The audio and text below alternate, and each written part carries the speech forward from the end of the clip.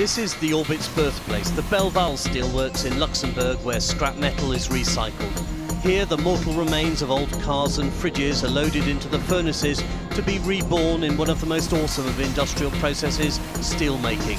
The plant is owned by the company behind the project, ArcelorMittal, the world's biggest steel producer. The Orbit will consume 1,500 tonnes of new metal. By the time it gets to East London, it's well travelled.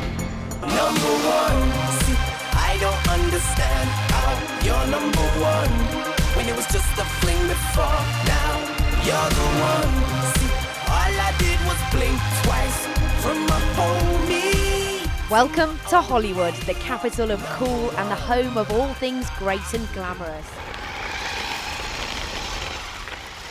For these men, today's training has to be as real as the threat from IEDs, which are thought to account for 3/4 of Britain's casualties in Afghanistan. Nathaniel, how brave do you think you are? Brave? I think I'm just well trained. For those unaware what was really going on, it must have looked like they were filming the latest Bond movie on the Thames. Helicopters joined in the action, with boatloads of armed police and military. The men and women who'll be protecting the Olympic Games this summer, taking the opportunity to practice and prepare for a very real threat they may have to face. I sort of grew up sailing on reservoirs and things in London. One called Datchet Water, or the Queen Mother Reservoir. Basically started there and sort of got pushed out in a borrowed boat and borrowed a boat from local clubs for the first kind of 4 or 5 years, and then eventually persuaded my dad to try and get me a kind of little boat. Final rehearsals for the big night, and David Hasselhoff seemed to be getting the usual treatment. It's strange to have girls leap into my arms and kiss me and tell me they love me when I know they're only like 20. It's not strange, it's wonderful. Singing, dancing, excerpts from your TV shows and your West End Broadway shows. This is the Hoff package, isn't it? Yeah, it's kind of like, you know, the Hoff musical. We'll turn it over at home. We play really, really well. Well, fantastic scenes. Anybody think that it scored 4 or 5 goals? This was a boring 0-0 draw. Look at them. It's mad. Take me over, babe. Take me over, babe. To the place.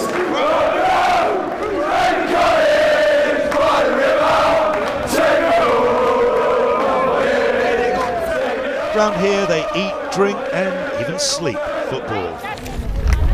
In one of the poorest countries in the world, Leon has lost everything. 2 years ago the Haiti earthquake left him disabled. His home collapsed, killing his wife and 8 children. If I think of my wife and kids, I go crazy. This helps him cope with the pain. He says cycling helps him forget. Now, with the help of a London charity, he's part of a project called The Dream, aiming to be the first Haitian team to compete in the Paralympics. Leon is just one story of survival. 200,000 people were killed in the earthquake here, but 300,000 were severely injured or disabled. They know the risks, there are many. Since early May, what is considered the Taliban capital of the country has seen more than 170 attacks, ranging from gunfire to improvised explosive devices and suicide bombings. Corporal Sherwood's job is to keep watch and keep his crew safe. Part of the Dragoon Guard's job is to maintain security on the roads.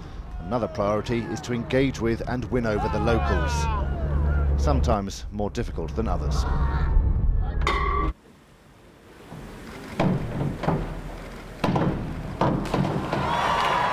For Britain's 3-metre pair, the pressure was on. Londoner Nick Robinson-Baker and his dive partner Chris Mears were the first Britons to compete in the 2012 Aquatic Centre.